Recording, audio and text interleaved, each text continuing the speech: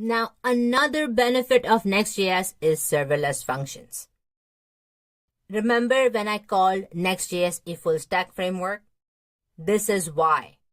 You can essentially run your Node.js code in the same code base as your React code. And it all lives inside the pages directory. Now, anything inside the API folder, you will automatically route to it, right? Automatically a route is created for that because of the Next.js file system based routing, right? But also anything under the API folder also has a Node server configured already. And it all comes out of the box.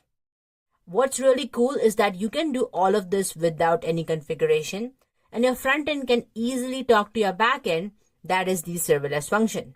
So in an example here, hello is actually a serverless function. Now, what exactly is the advantage here? Why do we want to make sure that we want our frontend to talk to our backend? Well, let's take a look. If you're trying to go ahead and call a Foursquare API or an Airtable API or any other API that has specific secret credentials that we don't want to share with anyone, right? You don't want to store those credentials on your client because any malicious user can go ahead and access it. But instead, you want to store those credentials on the server. That API key should be on the server that you should be hiding from your end users. And this is possible because of serverless functions. The front end can easily talk to your backend, and backend will be the place where you will call these specific APIs. But if you're wondering, wait, hold on a second, now that we know all the capabilities of serverless function, what exactly are they? What do we mean by serverless functions? Well, let's take a look at the diagram here. As we make a request to a serverless function called as hello, essentially what's going to happen is it is going to go ahead and spin up a new server just to make sure that it fulfills that specific request, and after no activity, it is going to go ahead and shut down.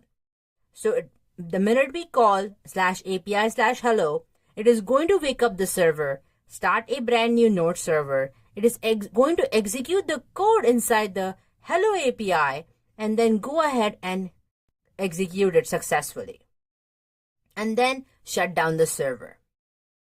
So this is why it is called a serverless function. You only need the server to perform that specific task, and if there is no activity, it is going to go ahead and shut it down.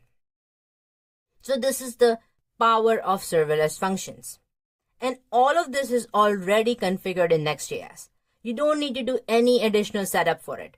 All we need to do is go ahead and create a new file under the API folder. Serverless functions are really powerful because you don't need to keep your server running all the time. And to learn more about serverless functions, because there is a lot, you have to check out the course and learn more about the serverless functions there.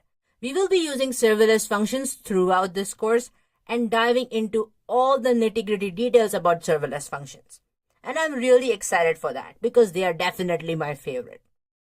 So this is why Next.js is known as the React framework for production. Because in order to make a production-ready site, you need to have all the necessary powerful tools to be able to do that.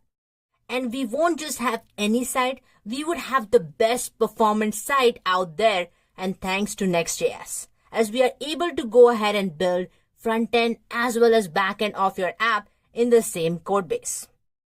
And also, we get SEO, we get performance, and we also get a lot of things that makes the life of developers so much easier.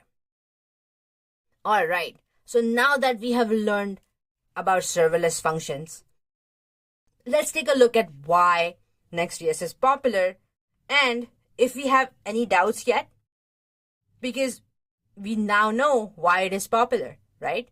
So let's take a look.